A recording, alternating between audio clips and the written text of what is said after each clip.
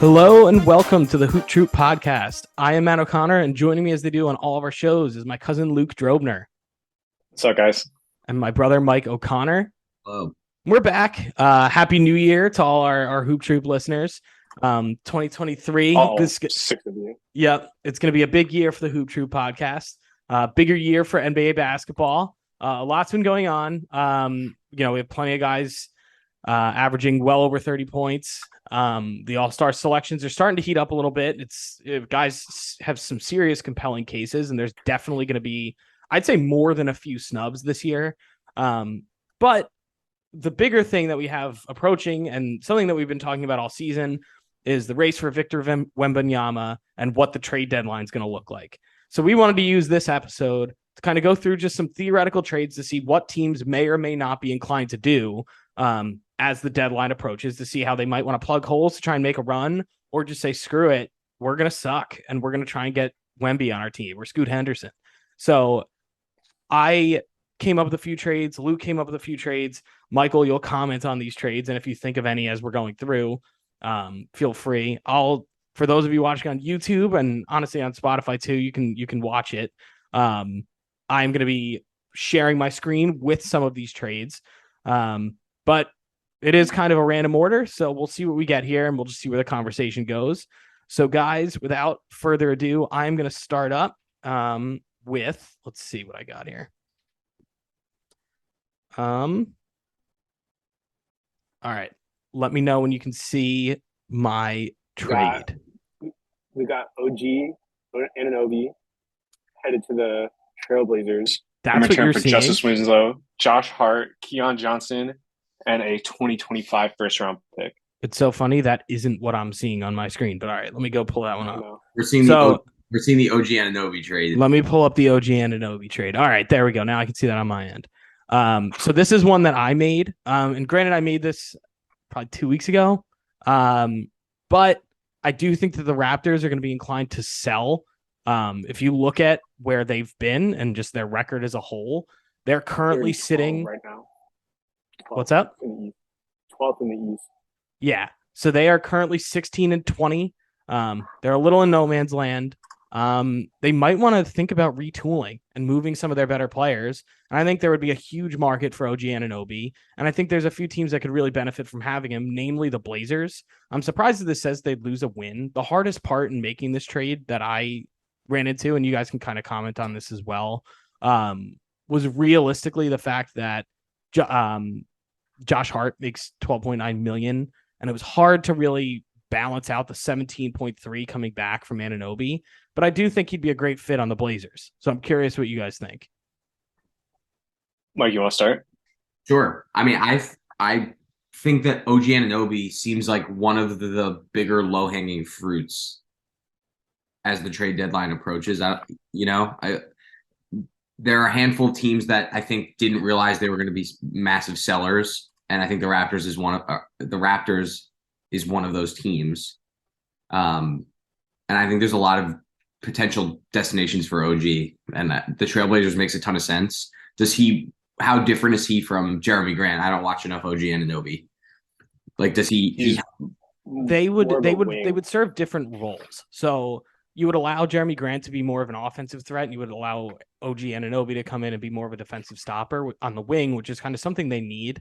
And it does give you another scoring threat, because realistically, you're leaning on those two a ton. Grant, Simons, and Dame. But so when I look at Anunoby, like, you could just ask him to go be that defensive player. You don't need him to be going out there and scoring 20 plus a night, which he currently almost needs to do for the Raptors. So I actually think it would be a pretty good fit. It's almost like it's like a better version of the Nuggets trading for Aaron Gordon. Like, I just think them making a trade for a guy like this who will be your third or fourth option is, something appealing, especially when the Blazers are so compelled to make it work with Dame. I don't know. I did something similar, which I'm sure we can pull up in a second. But yeah, I think getting back to Mike's point of what's different between OG and Jeremy Grant, I think Jeremy Grant's a 3-level scorer, right? You can post him up, you can shoot it from the mid range, he can get inside, he can shoot threes. And he definitely plays. Jeremy Grant can play big, right? You can run him as like a pick and pop type guy, whereas I feel OG is like a inside out scorer. He's going to shoot a three. He's going to get inside and score in the paint. He did play Big Ten basketball, so I'm sure he's got some type of post up game. And also, like you said, defense. But when it really comes down to it, when you think about great defensive teams, you want to think about teams that do it collectively as a group. So I think right now, one of the weaker points the Blazers do have is definitely their forward spot and just size and length. And OG is a huge upgrade at that type of player positionally. And I think it boosts their overall team defense. So I agree. So I Luke, will say Josh Hart is a lot to give up. We did talk about the $17 million. I like Josh Hart a lot. 6'7", shoots threes, can do a little playmaking. So I think he's someone they might not want to give up. and that was the hard part for me, and that's why I didn't necessarily know that this was, and that's why I also did only one first round pick. I think realistically they're going to look for two for someone like Anunoby because he's young and has shown serious potential to be not necessarily like an all-star necessarily, maybe one time. Like it might not be like this perennial type player, but like I look at a trade like the Drew Holiday trade where they got 3 first round picks for him. I think it'll be scaled back from something like that. But that was kind of my idea. And that's why in giving Josh Hart, you're still getting a good rotational piece back too. So that's why I only did the one. Yeah. But I do think realistically it's going to be closer to 2. I like us here targeting the Raptors because looking at the standings right now, I think there are 2 teams beneath them in the overall league standings that are going to move up. The Timberwolves obviously want to compete. They're going to move up. Lakers, they're trying to move up as well. And they're a couple spots below the Raptors in the league standings. And I also think there's teams that show promise that if the Raptors really wanted to dive down into the standings, they could. So like the Oklahoma City Thunder, I think are going to be bad, but they're at a point in their development where they might not be able to afford taking a home run, like getting bigger Wembanyama. They have guys, they're building something. They're just looking for a lottery pick rather than a number 1 overall pick. So the Thunder might move up, the Magic might move up, but then you also have teams like the Spurs who want to be bad. Maybe the Houston Rockets turn it around and get good. Maybe the Charlotte Hornets turn it around and get good. So, I think the Raptors are a really good selling team, and I'm glad that we highlighted them. And I think realistically, you look at the flattened odds and just the movement we've had over years. And I know that we've talked about this in the past. You don't necessarily need to be in that one spot here. There's been so much, like such a fluctuation in the seeding. As long as you're in, I'd even go a step further. I think if you're in the bottom 6 or 7, you have a chance. And that's really all that matters. Like I'm going on Tankathon right now because I want to just see the pick odds. What happens? But like if let's say you have at least a 10.5% chance if you're in 5th. If you're even below that, I mean 9 if you're in 6th, and then it gets a little different. When as you get further, so like if you're in 7th, 8th, it's like 7.5, 6. So like yeah, it's a little tougher, but you at least have like almost a 30% chance of being in the top 3, which in this draft we've said is a good draft. You don't need number 1. Obviously, you would love it, but any opportunity to move up there, which is why if you're the Raptors, the difference between being 10 and being 6 or 7 is huge. And that's why you really might want to think about building around Scotty Barnes and making a trade. Were you able to find the Blazers Jazz trade I did? Yes. So let me pull up your trade. I know Mike's going to be impressed with this one. I'm excited to see it. No, wait, this is mine. Is it? No, Did I pull you? Can you see it? I can see Jared Vanderbilt out. Okay, cool. The Jared Vanderbilt trade. So let's go with Luke, your proposal here. Rattle it off for us. Yeah, I mean, similar idea to what you're doing with OG Anunoby, but Jared Vanderbilt is obviously a much more defensive-minded player. He likes to shoot corner threes. I'm not really sure what else he brings to the table, but as you can see, the Blazers give up a lot less in win-now assets, but they do give up a second-round pick in the future, and also that same 2025 top 5 protected. So it's just a different salary matching. I think that's the only thing I did differently. Same type of idea. And I mean, I think if you did a trade like this too, you could even probably expand the protection on this if you're the Blazers, because Vanderbilt's good. Is he that good to warrant a top 5 protected pick? I don't necessarily know that he is.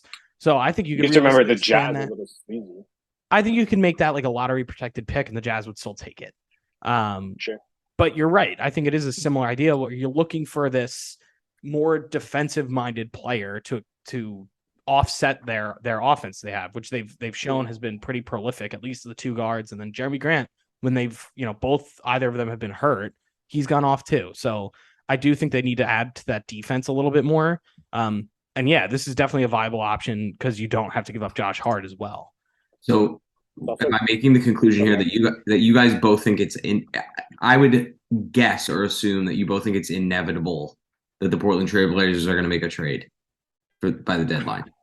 I wouldn't say inevitable, but I mean, they're sitting a game over 500 right now. They've voiced that they want to contend. And at the beginning of the year, hot. Yes, they were way up in the standings. They have that potential, and Dame has missed a lot of time. So you figure a healthy team with an extra addition here, and you look at the teams again ahead of them right now. The Suns are ahead of them. They're very banged up. Booker's going to miss a month. Cam Johnson's still not back. Chris Paul does not look like Chris Paul. So you might be able to jump them. The Kings are in front of you. That's a team that conceivably, if you make a move, you could jump. And then, yeah, you might not get to the top of the standings. You might be in like 5th or 6th range. But I still think that there is a possibility that, fine, you might not be at the top of the standings, but you could still pull off a couple upsets in the playoffs. If you have guys who can get hot. Series with if they end up at the 4 seed and they get a favorable matchup with like the Kings at 5, they could win a first round series. Yeah. I mean, I could see that too. They need to pick it up. That's the one reason I'm apprehensive about them going in and making a trade like this. And I say the same thing about a lot of teams. It's like, does this move the needle? And like, the answer is no. No. I mean, if you want to make the complete argument, like, are they getting past the Nuggets? Are they getting past the Grizzlies? Are they getting past the Pelicans? Are they getting past the Clippers? Right? Like, realistically, they're not a top team in the West, but I think a positive end to this year would be making the playoffs without being a play-in team. Right. And I mean, I wouldn't say that that's outside the realm of possibility. Like, I think that they could easily get in there and ruffle some feathers, but I still don't think, are they even going to make the conference finals? Probably not. Even with a big trade like this, I don't think so. OG would make it a little more likely, I think, just because he's a more proven two-way player. But again, I don't think it really solves all your problems. He knows how to play it. Yes. I don't think the Blazers have any options here that fully shore up their roster. They're always going to have an issue. I think it's just a year where they need to compete, make Dame happy. I don't know if you agree, Mike, but yeah. But what's going to make him happy? I don't know. They still seem a little lost. I think it's a delicate balance of like, clearly someone like McCollum wasn't getting it done, and a massive scorer, like a partner in crime. It's more about these small changes around your prolific all-star. So you never know. I don't know. Yeah. And I mean, that's kind of obviously we're looking at this from Portland's view here. And they did, by trading for Jeremy Grant, they kind of committed to trying to compete this season, which means that you need to go all in. You can't just half-ass it. If you're going to try and win a championship, you got to try and win a championship. That said, I don't know that I agree with any of the moves they've really made, because I think that their window closed. Like, I think they had an opportunity a few years ago. It didn't hit. And then now you're kind of, past your arc. I think it's time for them to sell too. They're not going to. On the flip side of that, I think the Raptors are in that position as well, but they're so far down in the standings that the writing's on the wall. Yeah, let's sell a little bit. Let's retool around Scotty Barnes, who frankly hasn't even looked good in his sophomore year. But I still think that's probably the right move. And you just regroup and recondition yourself for future seasons. I think a lot of Scotty Barnes' problem is the roster is a little weird. And they also, Gary Trent Jr. was out for a little while, I think. And getting him back was a good thing. I'd be curious to see if they try and trade Siakam too, because he is having a great season. Yeah.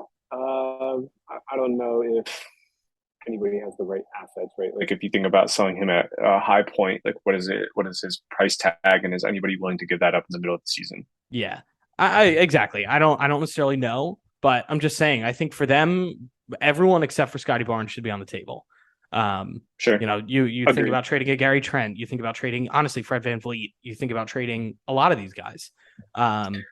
So I don't know. I definitely think that those are two teams that we should keep an eye out for as the deadline approaches, just because I think they have some serious decisions to make and they could be compatible.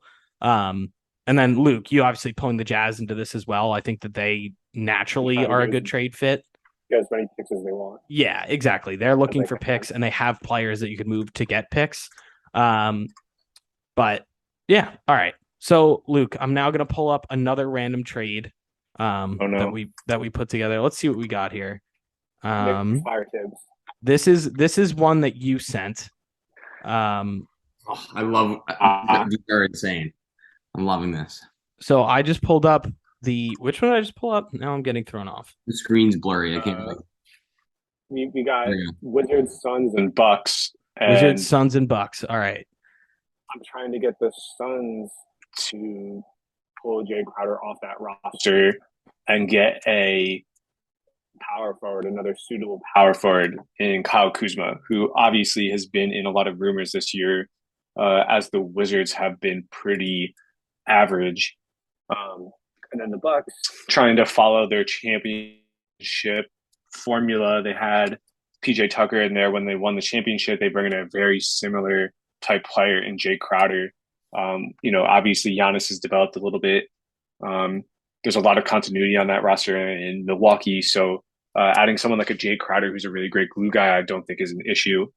And obviously the Suns need some help with Johnson being out. So yeah, I definitely like this.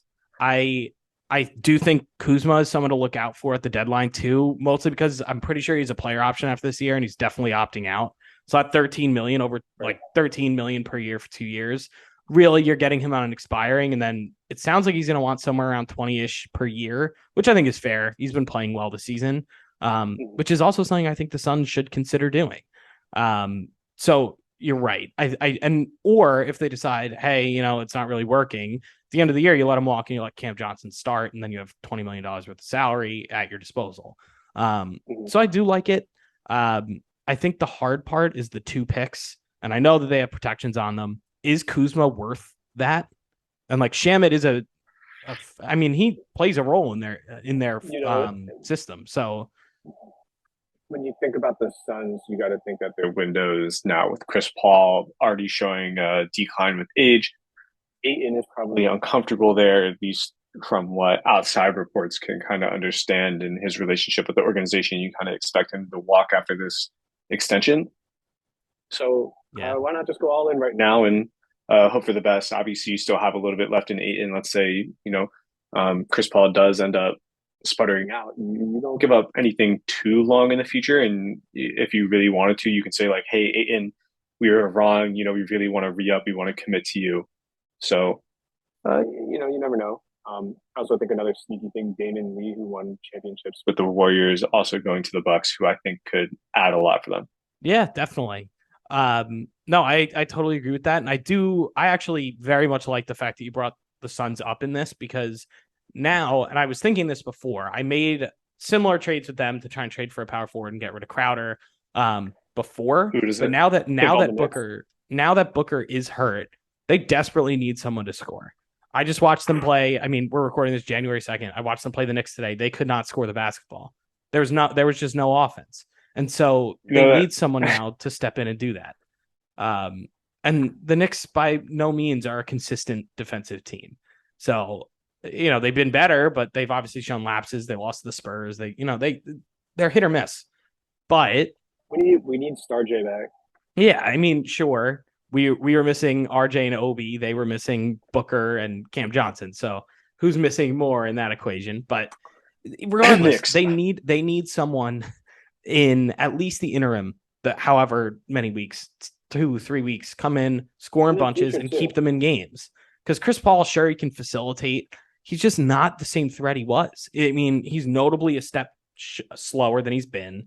And I just feel like teams aren't queuing in on him as much as they used to be. So they do need more of a threat. So Luke, I like that idea. I like bringing in Kuzma. I think he's exactly that type of guy they need. And he's shown he can play off ball. He can play off of stars. So when Booker is back, he's actually a really good fit. But then I really do think this. Maybe I'm pessimistic. And I'll be proven wrong by the new ownership, because I imagine new ownership wants to keep the team good. But 2025 picks for the Suns, those could be really good, depending on how a couple years How ago. things break. Yeah, those could be good picks. Yeah, I don't. and I mean, I think that's kind of the hard part is you are trying to maximize your championship window, which is I'll right go now. and I'll go Oracle. Is Booker the not maybe not the next disgruntled star, but the second, the one after the one that happens next, if that makes I think sense. it's coming to a boiling point because they were like the league's worst team when he was starting out. And I think if they had brought in more help early in his career, I mean, they got we'd him be to a talking about final. him in more conversations. They got him to the finals. They've been up in the argument as the best team in the West and the league for the past 2 years. So like maybe he stays, but I think he will hit his point. I mean, I think in adding Chris Paul, they showed we're committed to trying to get you to win. That obviously didn't work out. And it's kind of playing itself out. Chris Paul is going to be out of there soon. Like his extension wasn't that long. So I do think you are kind of at a crossroads where you need to be able to pivot to whatever the future plan is. So Whether is that's it bringing in a Kuzma? Kuzma. Right, exactly. I don't know for certain, but at a minimum, that's a guy who can be, and I don't know why I keep equating everything to this Aaron Gordon trade, but you want someone who's going to be your third, fourth option who doesn't need the ball to be effective, which is kind of like Kuzma. Michael, you're itching. But you want to know why you keep bringing up the Aaron Gordon trade? Because it was amazing. And then Yeah. the part about it is anyone can look amazing if you have the guy that they have on their team passing to him. All right. Kuzma would be, I just feel like it's been like the 2 weeks of Aaron Gordon because literally Jokic makes it so easy for him to operate. It's amazing. Yes. So yes. Which then I bring it around to say, like, does Kuzma on the Suns? Yeah, it probably helps. Kuzma's a good player, but like Aaron Gordon on the Suns is different than Aaron Gordon on the Nuggets, potentially. I think if it's Booker, Kuzma, Ayton, and a pass first point guard, and you're in some way able to retain Mikal Bridges on a team friendlier deal, that could definitely be a competing team. It's just about finding that Chris Paul replacement because obviously we see guys like Chris Paul and CJ McCollum step into young teams and just make a huge impact by showing veteran leadership, high IQ. I take good shots, I pass the ball, I move the ball, I keep everything flowing. So they gotta figure out a way to make up for what Chris Paul was bringing to them when they got good. So yeah. I mean, I definitely think that that's part of it. Here's another trade that I threw together, Luke, and I think I like yours more than the one I did. But here's one that I had. I'm sharing my screen now. I had the Hawks giving up Jay Crowder, Dario Saric, a second rounder in 2023, and then just a pick swap this year in 2023 with the Hawks. Send all that to the Hawks. And then the Suns get John Collins back in return. Do you feel John Collins is more of a center or more of a forward? More of a forward.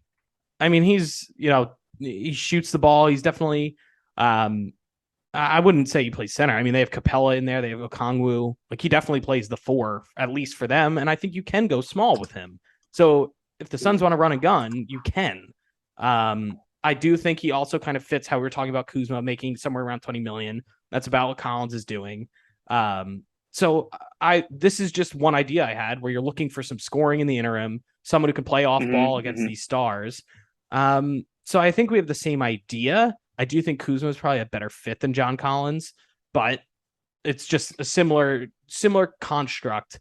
But I do think the Suns need to make something happen. And my only concern with this trade is how do you play Collins and Ayton? I guess the Hawks do it with Capella and Collins right now. Yeah, I mean, I think it works. I almost like it more because I think Capella is so one-dimensional. At least Ayton can stretch a little bit. He can hit some mid-range shots. Like, he's not as glued to like rim running. Sure. And you also can allow Collins now in doing that to play in the dunker spot more than he's able to do with the Hawks.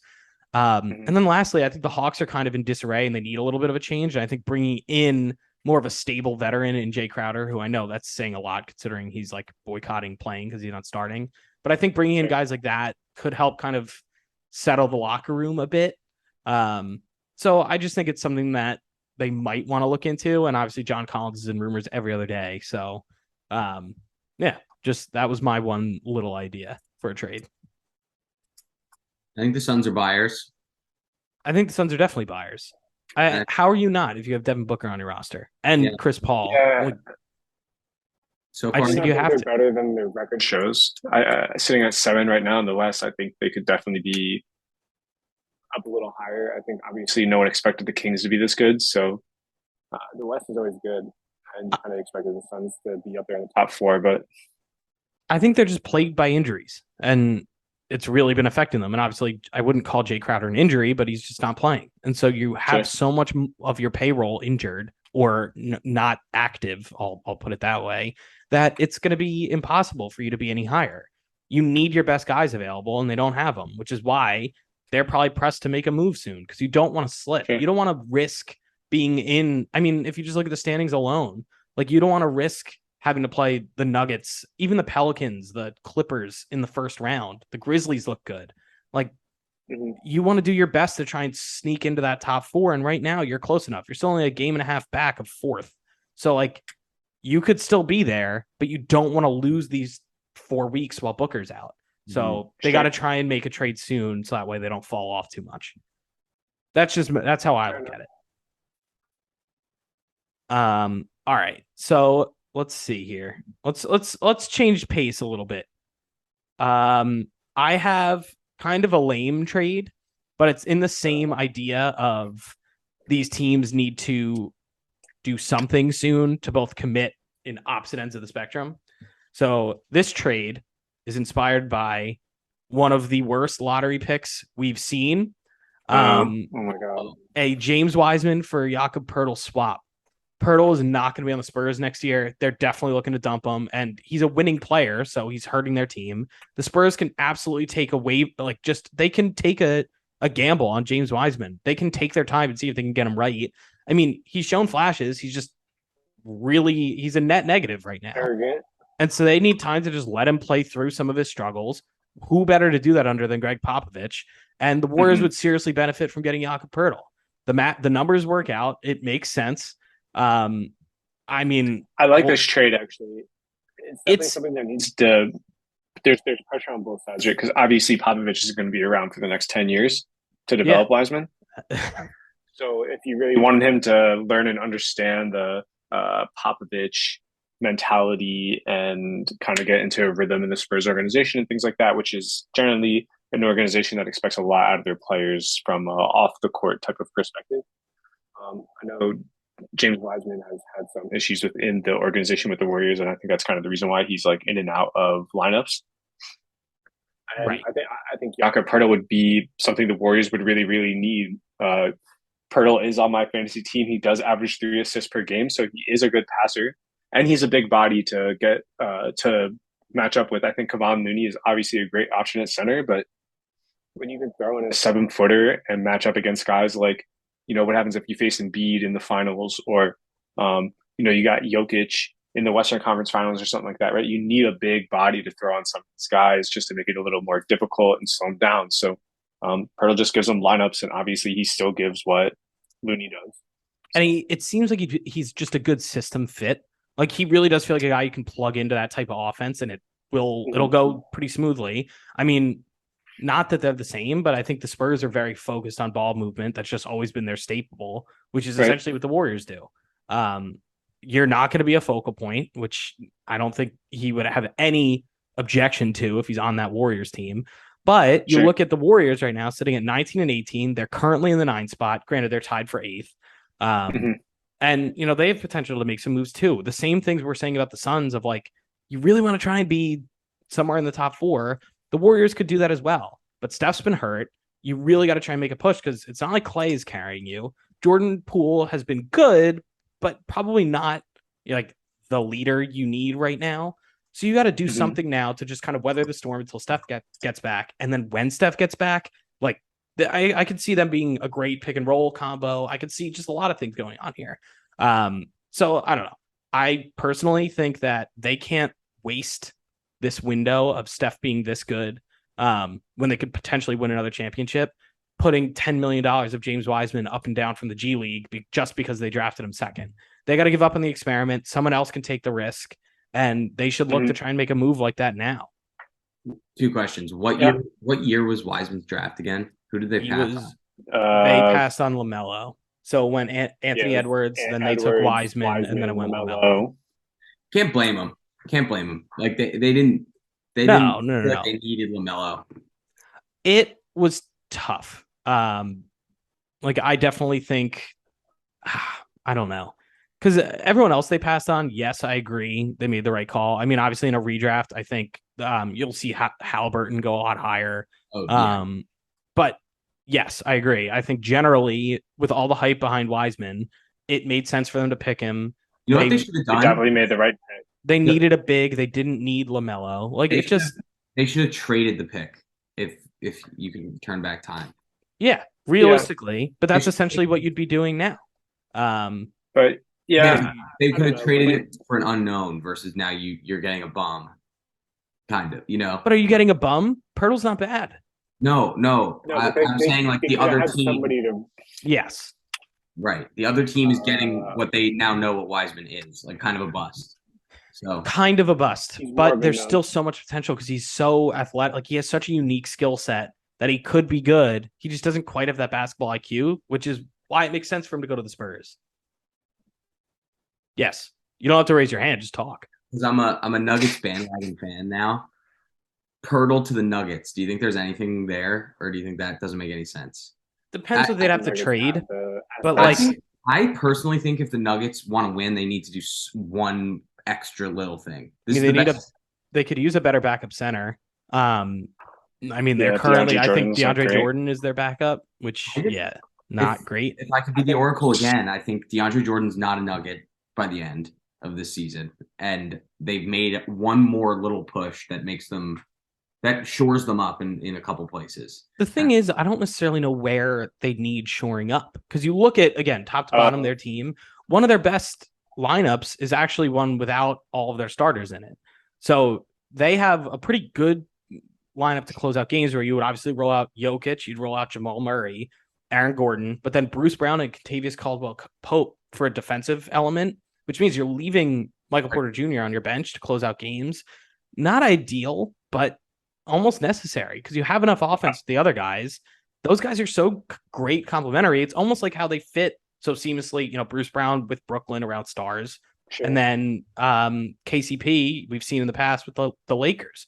So I look at this and I think, yeah, you do have enough combinations currently where it's okay. The problem is what happens if Jokic gets in foul trouble? You don't really have a substitute big. No, they can play small. I think they have the guys to play small. I think the issue is when you get attacked. I think there are definitely lineups they can run that teams can attack defensively. I mean, I don't know. Jeff Green's been solid. Like they do have plenty of guys. I just think DeAndre Jordan's your only other center on the roster. Are you going to play Aaron Gordon at center? No, you can play Jeff Green at center. They have enough big bodies. Michael Porter Jr. 6'10", Aaron Gordon 6'9", Jeff Green 6'9". Like they have Zeke Naji. He's not bad. He's played 26 games this year. I don't think they have bad lineups. I think there are just times when, like, if you play like a Bones Highland, Nikola Jokic combo, teams can expose that. Bones Highland is well regarded as one of the worst defenders in the league. Like, if you look up any defensive metric, Bones Highland is like bottom 10 in it. And obviously, Jokic is not the most mobile guy. He doesn't come up with a lot of blocks. So, right. You can just look to attack that. And obviously, in a small sample size playoff setting, 7-game series, you're going to get teams who, they want to play Bones Highland and Jokic at the same time. Like, we're going to force them not to, right? And you're going to see some of them take hits. Like if you play like the Grizzlies, who obviously John Morant's going to expose you with Jokic no matter what because he's going to attack the rim, Ja. And even then, like Tyus Jones is a really great point guard. So there are just ways to expose them. I don't think it's necessarily a bad thing. Obviously, every team has a weakness. You can't have a perfect roster, but I definitely agree. I could definitely understand like upgrading a position. It would be nice to have someone maybe a little better than KCP, or it might be better to have someone a little better than Bruce Brown. But they're really good. For the most part, I like both of them. But I think that was kind of the point I was trying to make was more, yes, are they the stars? No, but they're so good in their role that they can be so useful because you don't need them to really carry any offensive burden. Sure, they have to hit a 3 here or there. Mm-hmm. Most of it is for their defense. And then, like, they're going to cut. They're going to go hard to the rim. They might get an offensive rebound here or there. And then you obviously, if you need a wing to be more offensive minded, you bring in Michael Porter Jr. So you actually have so many different combinations there that I think it's okay. I still, Milo, you're right in a sense that like they need a backup center. I don't know that Pirtle is the one. Like, I think it's got to be someone a little cheaper so that way you don't have to give up as much to bring him in. It's got to be I think like, they need an athlete at center. They need someone who's just like a crazy athlete. right, which DeAndre Jordan is not anymore. But yeah, I do. I think that there are a few different things that they could look at.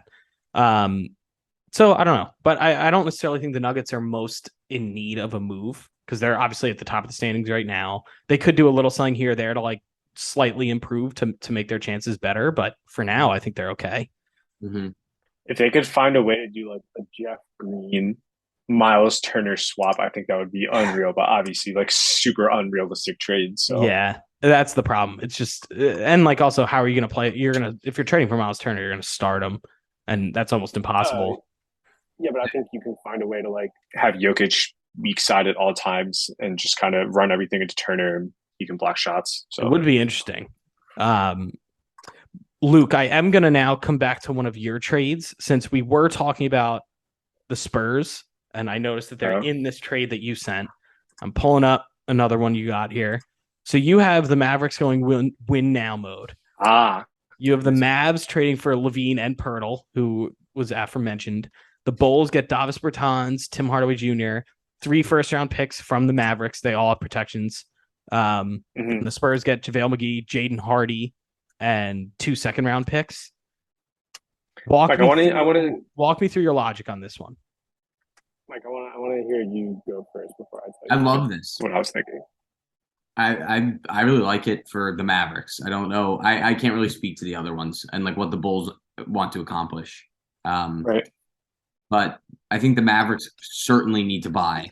I think that's a no-brainer. And I think Zach LaVine's really good, and I think that could be interesting. And I think Pirtle's actually like pitch perfect for the Mavericks. Here's my issue with this, and it's really my only issue, is the Spurs don't get enough back for Pirtle in this. JaVale McGee, 3 years. That's gross. Yeah. They want nothing to do with that. And yes, I get that it's filler, and that's fine. You can just keep him there, but fine. Jaden Hardy, does that add enough? Like, I understand that you're getting a younger player that you can kind of take a flyer on, but I still don't necessarily think that that's enough for Pirtle. And 2 second-round picks, I think they need at least a protected first for Pirtle. At least. Yeah, realistically, maybe even unprotected. I think so. Starting on the left with the Mavericks, what I'm thinking is like Zach LaVine's a really great shooter cutter. He's obviously an insane athlete, and he's got a great jump shot, which I think fits really well next to Luka. If you think about like Luka has the ball, and then you have Zach LaVine running all over the place, getting open, and Luka's throwing these crazy passes to him, and Zach LaVine's hitting like really tough fadeaway threes. Like it's going to be unreal. And then obviously center is always something they need to upgrade. Dwight Powell is good for what they have, but like having more guys to throw in there, I think would benefit them. Davis Bertans barely plays, and Tim Hardaway Jr. obviously he's really hot right now, but like salary matching wise, and obviously you're upgrading your shooting guard spot with LaVine incoming, right? So send him, and then all those picks because obviously Zach LaVine's an all-star. He's on a long contract, so you're gonna have to give up some stuff. I think you also might have to remove some of those protections. I think the Bulls are going to want some unprotected picks for LaVine. Yeah, I mean, I'm just trying to see like what's the bare minimum. So doing this trade machine, which obviously might not be the most realistic, I was like, okay, let me see if it goes through. If this is top 10 protected, I just tried to see how little the Mavericks could give up. And then with the Spurs, like you said, I definitely agree. The Spurs are definitely looking for a first or 2 for Pirtle. I like the framework though. I think it's the right idea though, because I think the Mavericks, you're plugging their holes it's like perfectly well, and then I think such a great fit, right? And I mean, I think the Bulls are fine. They're going to do something similar to what I think the Raptors should do. They just don't have control of their own picks, but they could retool around like a Patrick Williams or like some of their other younger guys potentially on the roster. It'd be bad for a little while, but you also want to pull in some picks to do that. Pulling in Bertans and Tim Hardaway Jr., like I don't think that wins you many games anyway. So like that doesn't hurt. I mean, looking at it from a Bulls perspective, obviously Levine is probably the most attractive asset they have on their roster right now. DeRozan's coming to the end of his career, although he is an all-star, and Vooch hasn't really looked good in Chicago. So if Levine does get traded, you kind of expect that the Bulls will be working through some other trades and some of their other top talent. So and like the Mavericks are talked about all the time. Like, does Luka need more help? Does Luka need more help? And obviously, adding someone like Levine, who primarily would fit well off the ball, but also could like play on the ball. Right when you watch Bulls games, Levine does have the ball in his hands quite a bit. So Luka comes off the floor, you can have Levine facilitate some offense while Luka's getting a break. So, you know, yeah. I mean, I also think you just look at what the Mavericks are doing right now. They're currently sitting in fourth, but Luka's been so hot. Yeah, you're relying on Luka putting up. He's averaging like a 45-point triple double the past 7 games. Like, yeah, you can't count on that. He's gonna burn out. That is such incredibly high usage. That I mean, well, he needs help. I mean, he just does. Obviously, incredibly high usage, and you always say like, "Oh, he's going to burn out. He's going to burn out." But like, I feel like there were times when LeBron in 2006 was doing crazy stuff like this when he was averaging 30-point triple doubles. But I think the biggest difference between someone like a LeBron and a Luka was like LeBron made first team defense a couple times in his career. I want to say 3 times, and second team all defense a couple times more. And I want to say in total, LeBron has like 6 or 7 all defensive team nominations.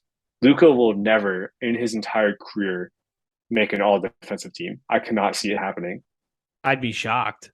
I'm looking up how many times LeBron's have made it. Yeah, it was all defensive. Talk about usage. You talk about usage, but it's all on the offensive end. And obviously, it's like incredible output, but it's a skill based game. It's not like he's like running by you and dunking on you and stuff like that all the time, right? He's doing it with like these, like he's just nudging you a little bit with his shoulder and then step back 3, right? I don't feel it's hard on his body. Obviously, he's an incredible athlete. He's so strong, but he's not going up 40-inch vertical dunking on guys like LeBron was. So. And even look how long LeBron's been around. So I think I do generally agree with what you're saying.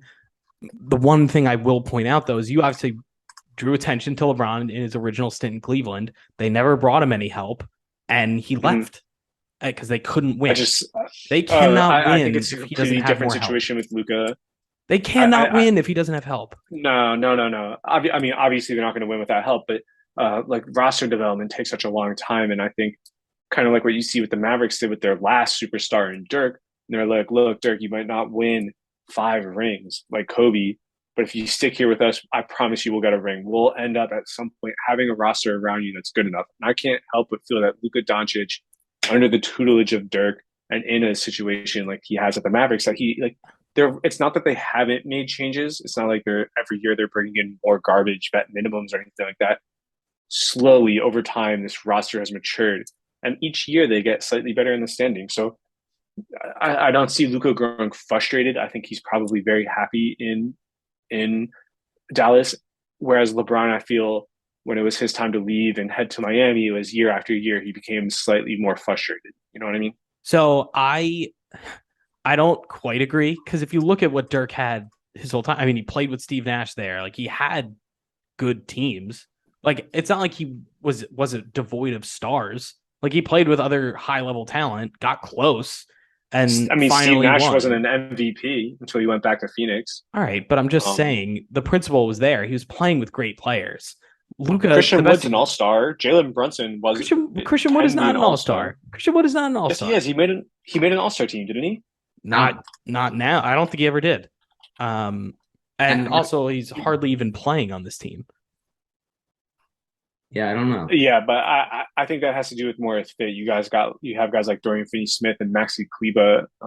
Obviously, we talk about like he's not playing. He's playing 28 minutes a game. He just happens to be coming off the bench. And if you look at throughout his career, the most he ever played was 32 minutes a game.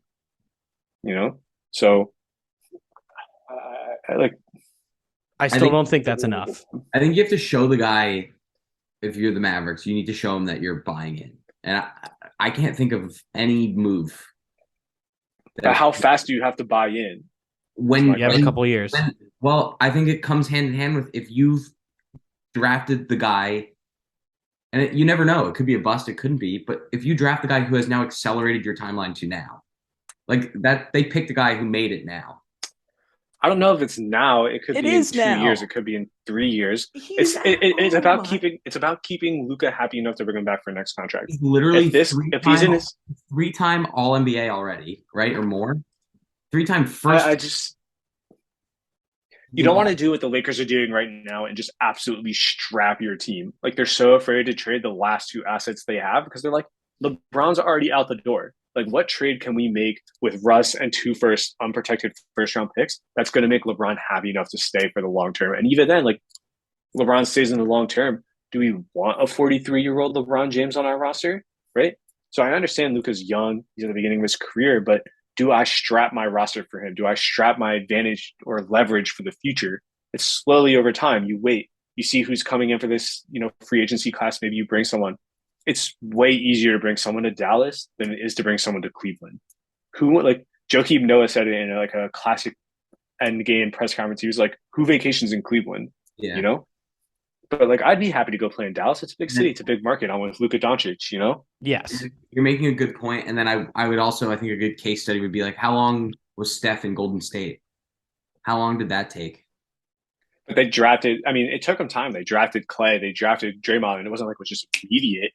And Curry, it took time. It took Curry a lot of time before. But it's hitting that Steph point Curry. now. It's hitting that point now where And they need to start winning. I think it was like 5 years before they won one. They are winning. They went to the Western Conference Finals last year. And But they're worse this year than they were last year.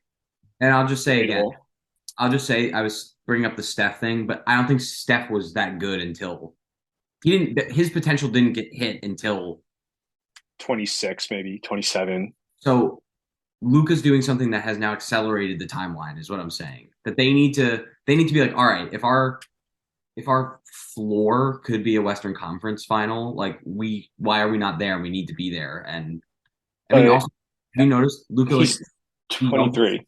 He yells at his teammates. He's averaging 34, 9, and 9. Play the game.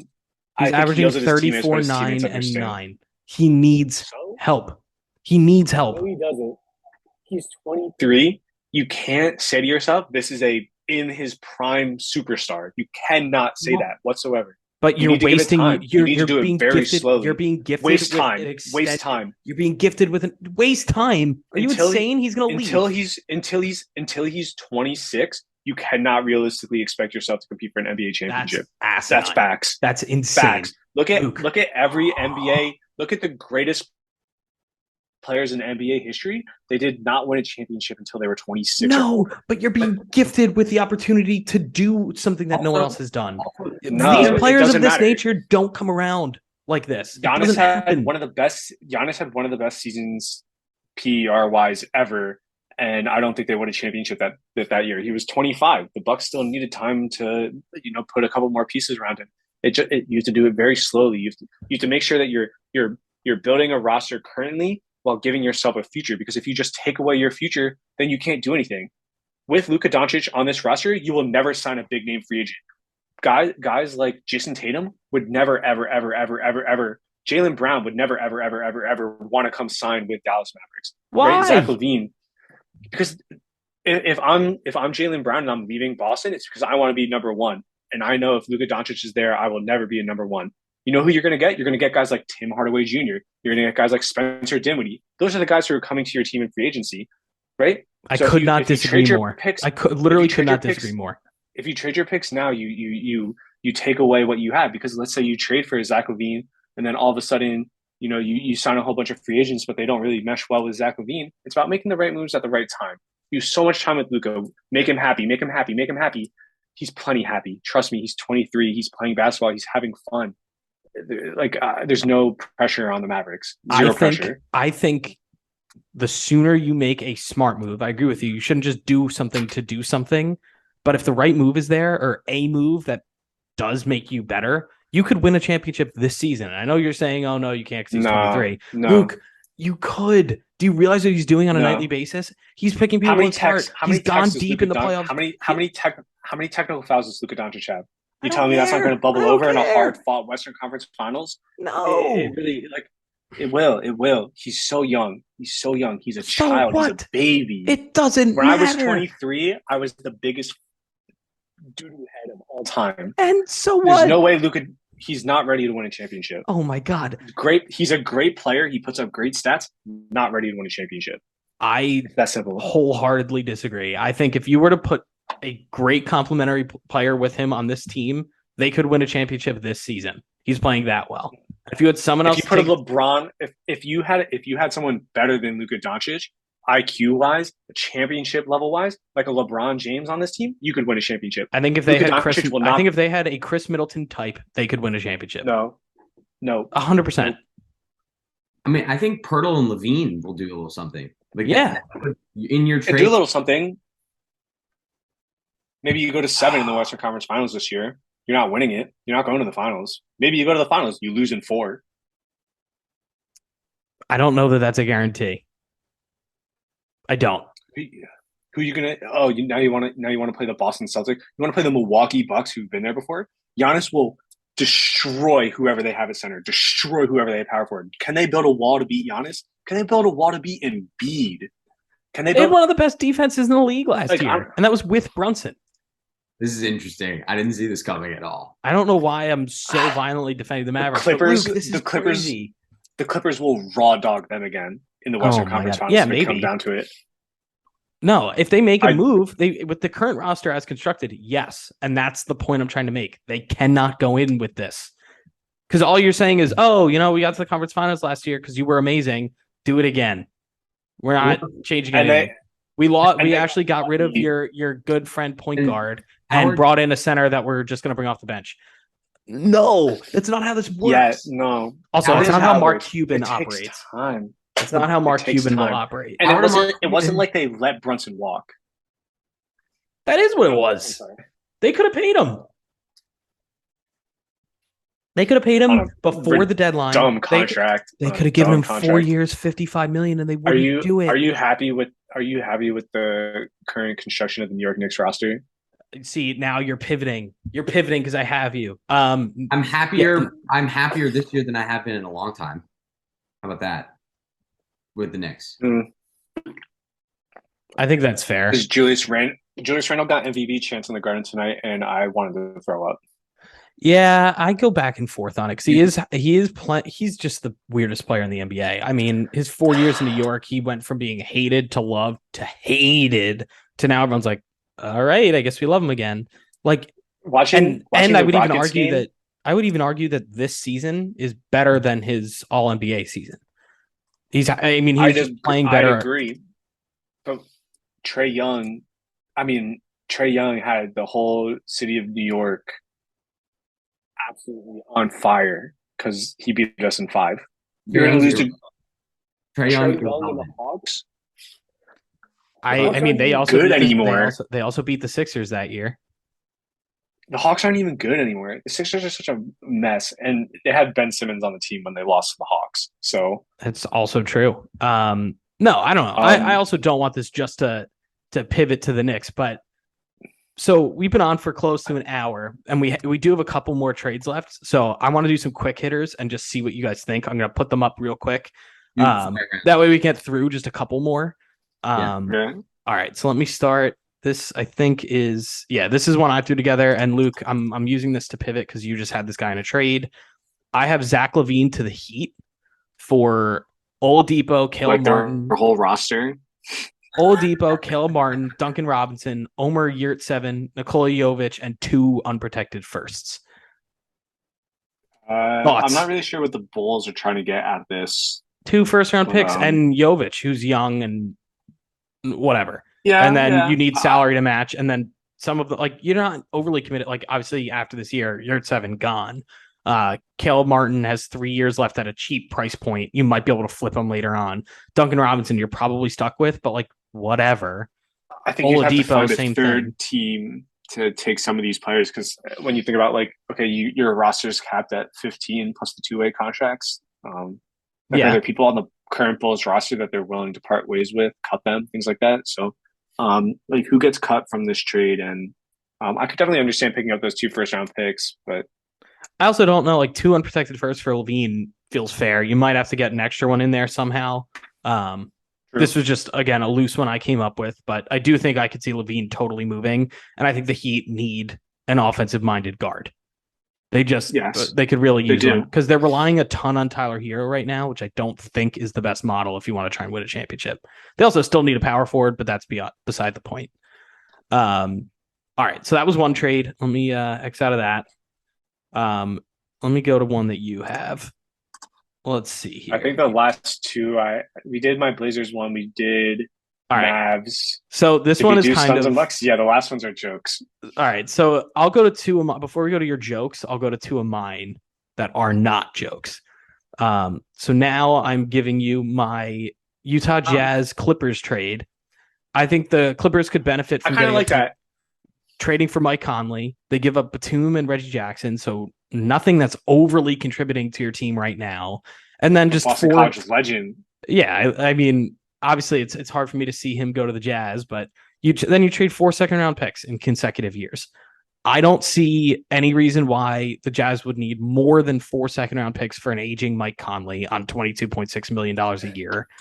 I don't. I think that is more than fair compensation. The Clippers could definitely benefit from having an offensive-minded guard. Your defense is strong enough that you don't necessarily need him to be like this dominant perimeter defender.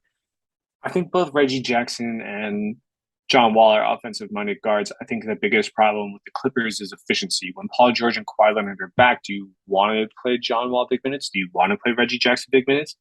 But Mike Conley, later in his career, obviously is super high IQ, very skilled, better shooter, much better shooter, and I think that's the big thing. Right. So that was just my idea for the way the Clippers could make a marginal upgrade at point guard, which is realistically their one hole in their roster. I feel like everywhere else they're pretty strong.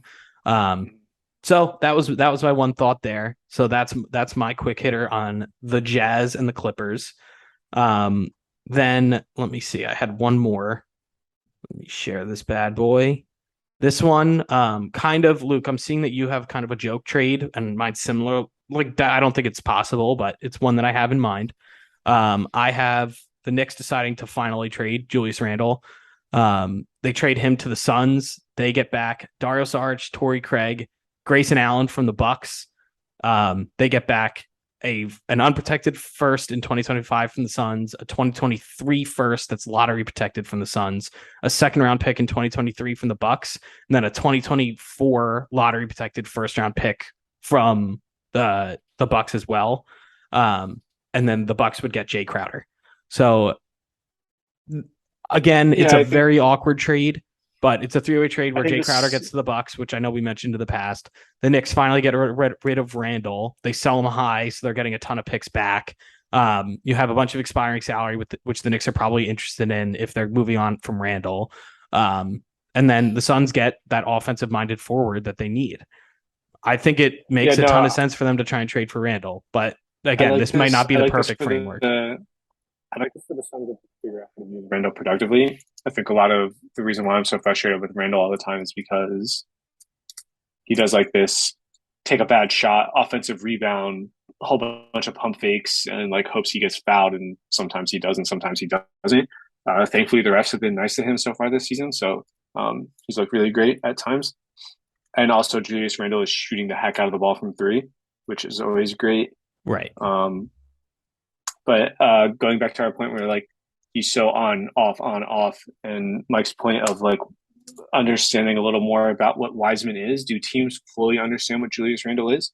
And we say sell Randle at high, but because teams kind of know that Julius Randle can be really, really great and he can also be really average, do they want to give up all those first round picks? But I do like this trade. I think it does work for all teams. I think all teams come away with something that they need, especially because the Knicks during Young would be great. And the context in which the Suns would be taking Randall makes Randall more attractive, if that makes sense. Like Randall won't have the same role he has on the Knicks. He's touching the ball way less. I think it's worth noting that obviously having Brunson around on the Knicks and using RJ's obviously improved. Randall has been able to kind of take a step back on being that overly ball dominant player. He's obviously still kind of doing a little of that, but it's not like down the stretch. It's not just him dribbling into ISOs and things like that. Now they're letting Brunson do it. He's not falling into a lot of those traps and like the pitfalls that made him that player that a lot of Knicks fans were frustrated with. So I think on the Suns, you would even alleviate that burden even further, which is why I think it is a really good fit. I feel like he and Chris Paul would have a pretty good relationship. Just I think if Randall is playing as more of a slasher, which we've kind of seen with on the Knicks this year a little bit more with Brunson handling the ball more. I actually think it's a really good fit. I think the hard part is obviously, getting the Bucks to give up a lottery protected first and a second round pick. That's essentially giving up a first and a second. Granted, realistically, those picks are going to be bad anyway. Like that Bucks second rounder is going to be basically garbage. But again, I just think that this is something to consider. The only reason I don't think it's going to happen is because the Knicks are now 2 games over 500.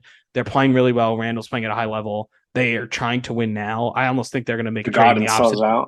I think they're going to make a trade in the opposite direction where they actually try and boost their team even more at the deadline to try and win games now, which is stupid. I'm not on board with that, but that's what I think they're going to do. So I put this Randall trade in here 2 weeks ago. I think this trade could possibly go through if the Knicks send Reddish to the Bucks as well. I mean, yeah, they want to get rid of Reddish, so sure. And I mean, if you move guys like that to kind of alleviate some of the protections and whatnot, sure. Like, I mean, I think it's not like he's playing anyway. So you try and move a guy like that to facilitate something like this that would benefit all teams. I don't know. That's just again, one idea I had. I'll just take a second. Donovan Mitchell had 71 points tonight. No way. Oh, what? 71. I just checked my fantasy thing. No way. 71. I'm checking. Is he on Twitter your team now. or are you playing against him? He's on my team. You're playing against him? No, he's on my team. Oh my God, 71. He's on your team. Holy crap, he had 71. 71, 11, and 8. He almost had a triple-double. He outscored Booker. Good Lord. I'm pretty sure only 10 guys have done that, including Booker. Scored 70. Also, could you imagine if he got 2 more rebounds? A 70-point triple-double? Has that ever been done? Insane. Anyway. I'm looking up single game scoring leaders. Wilt Chamberlain had 100, Kobe had 81, Wilt had 78, David Thompson had 73, Wilt had 73, Wilt had 73, Wilt had 72, David Robinson had 71, Elgin Baylor had 71, Devin Booker had 70, and Wilt had 70. So he is technically tied for the eighth most points in a game in NBA history. That is insane. It kind of makes me sad that the Knicks didn't give it up for Mitchell, but it still was the right move not to do it. Yeah, he's the 7th player in NBA history to score 70 or more. That is, I don't know, wild. DeRozan had 44. I guess obviously couldn't outduel Mitchell. 71 points on 22 shots, but good Lord, yeah, he must have gotten to the line a ton, but still, wow. All right, well, good for Cleveland. My God. Zero defense played in this game. Bulls shot 50%. Cleveland shot 52. Wow. I cannot believe that. 71. Holy crap. Yeah. I didn't believe the number. I was like, what? That's insane. I mean, yeah, it's so nuts. I almost went to the Booker game at TD Garden. I'm still mad at myself for not going. So are we doing Luke's joke trades and then? All right. Yes. Luke's joke trades. I'm going to start with one that seems similar to the one I just pulled up. It looks like it's Randall centric. So it is Randall centric. Luke, walk us through this bad boy. Oh my goodness. Okay. It's a big one. So I'm thinking to myself, fire Tibbs, go young, and we need some spacing. So Lonzo Ball off the ball. Fast facilitator, Luke. Right? We're thinking we get out, we run with RJ, we can still play Brunson, run some half court sets with Lonzo off the ball because he is a pretty solid shooter. And when the Bulls do play half court, they do play Lonzo as like a wing shooter, which I don't really disagree with. And he's a good defender, plus defender. Jay Crowder's a good shooter, Landry Shamet's a good shooter, Patrick Beverley's on expiring. We send out Randall. Why? Because Randall takes up way too much space on us. We send out Fournier, way too much space. Obviously, the Lakers need shooting as well. So giving up Pat Bev in exchange for Fournier is not the worst thing in the whole world. And The Kendrick Bulls, Nunn. we send. Yeah, yeah. I mean, Kendrick Nunn is garbage. He doesn't play. That's true. And in return for Lonzo, we send Derrick Rose back to Chicago, where he was the famed MVP. And because we do take away Lonzo Ball, who's like 24. Oh my God, no. Luke, Um, you're attaching picks. Yeah, of course. I mean, if you look at the Knicks, +7 wins, we add shooting, we add defense, we give RJ and Brunson space and touches. This makes And the Knicks worse, I'm very and you give happy up with that. first round picks to do it. I am so unbelievably out on this. None of these guys would play for the Knicks right now. None of them. Which guy? Crowder would, because you're getting rid of Randall. Crowder would. Lonzo's obviously Lonzo's injured right now, but if you think about Lonzo coming back next year, I think he'd be a great Dibs player. He passes the ball. Is he gonna play the 2? Is he? Yeah. Brunson's Oh, he's moving gonna play the 2. So then you're moving Grimes to the bench after he's been playing so well defensively. I am so out on this, Luke. I know this is a joke trade. I'm all for trading Randall and firing Tibbs, but my God, I want nothing to do with Patrick Beverly, Jay Crowder, Lonzo Ball. I would take Landry. I would take Shamet. I'd take Shamet to come off the bench. Fine. But like Shamet's a great shooter. I know. Also, after Miles McBride getting big minutes, I'm like kind of off on him now. So I think the Bulls do this. I think the Lakers do this. I think the Suns do this. I think the Knicks absolutely do not do this. You're giving up 2 first-round picks and a second-round pick for Lonzo Ball. Gross. I mean, we're gonna be competing. We're gonna be top 4 in the East, so those picks don't mean anything. It was the Utah second rounder in 2024. So yeah, I'm out. It makes us young, with the exception of Beverly and Crowder. We get much younger, and it gives us a future. I think. I think if we keep the team together and we find the right coach like a Mike D'Antoni, we can play pace and space. The future is those picks that you're trading away. I am so out on this. This would be a joke that makes me laugh. I'm not laughing, Luke. There's no way. I can't let it happen. All right, Luke, I'm pulling up your last joke trade. Okay, the Lakers get the band back together. Oh my God, this one's even crazier. Okay, huge 5-team trade. Obviously, the Lakers are in trouble this year. We think about some of the guys they've gotten rid of over the past couple of years who have ended up being good for other teams. JaVale McGee was good for the Suns for a little bit. Hasn't played much for the Mavericks because he doesn't fit their system. KCP, obviously, a lot of shooting. Caruso shooting and defense. Lonzo Ball shooting and defense. Kyle Kuzma shooting and rebounding. They absolutely send off Russ. And I sent them to the Bulls for salary matching because the Bulls are sending a lot of guys out. And then it's just matching with these other teams, right? So all the salary matching, getting guys off teams and back to the Lakers. But hey, run it back with the boys. McGee won a championship there. Caruso won a championship there. KCP won the championship. Kuzma's got a ring. Lonzo, and I don't think Lonzo would be bad next to Bron. Think about the insane alley-oop highlights we'd be getting. LeBron and AD. If Lonzo plays again, he's going to play again. He's 24. He's taking his time. The Bulls are absolute garbage. He's in no rush to get back and play. He wants to compete. He wants to play. I think the Bulls would need picks in some capacity here, just for getting rid of Caruso, like Drummond. Just try to make all the salaries match. Yes, the salary matching. Yeah, so they would then come down to picks. Like the Wizards would need something for Kuzma instead of just Patrick Beverly. Yeah, like things like that. Frank to the Nuggets. No, I like it. I mean, I would. Yeah, I'd love to see it with Jokic. I mean, this one is so far gone. This one seems like you're like never that. Happen in a million this years. is like you're the Charlie Day meme where he's like Pepe Sylvia. It's a little crazy, but I mean, I like the idea. You're just really I feel like this is what Rob Pelinka is doing right now, just like absolutely clawing at anything to try and get a trade done. The last point I want to make during today's podcast is the fact that Matt is the biggest Lonzo Ball hater ever. He's a great facilitator. I'm a pretty big Lonzo hater. Super high. He's a high IQ facilitator, and I think on a championship level team with a lot of other scorers and a primary big, he can be super valuable. He is hurt all the time. He is not a great shooter, and I have not seen enough from him. Look up Lonzo Ball shooting.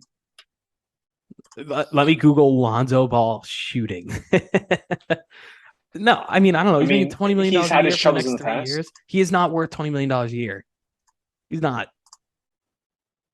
Lonzo shot 38% from three in 2 years in New Orleans and shot 42% in Chicago. That Chicago is a very small sample size. 35 games isn't too bad. Oh, yeah, but how many shots a game? I mean, that can't be 11 shots a game. all right. It's not horrible. I guess I take it back, but I still am out. It's 7.5 threes, 11 shots in total. Oh, okay. I'm out. Pass. I want nothing to do with Lonzo. I think he's stuck on the He's Bulls. averaging 6 assists per game. Yeah, but career. what? I don't know. One and a half steals, low turnovers. If you look at the advanced metrics, Lonzo Ball's a great player. You can have him on your team, not on my team. He's on all my 2K teams. I'm like, Lonzo Ball at point guard? Yeah, he's a good 2K player because you can control him. But like, he's big. He's like all big guards are good in 2K. Ben Simmons fucking rocks in 2K.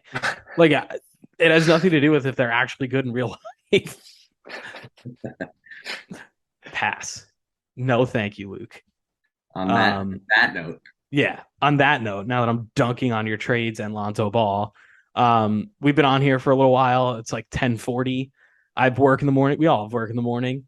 We gotta hang this one up. Yeah, well, I mean, me too, but still. All right. Well, for those of you who have made it this far, thank you for tuning in. This is the Hoop Troop podcast, and join us next time.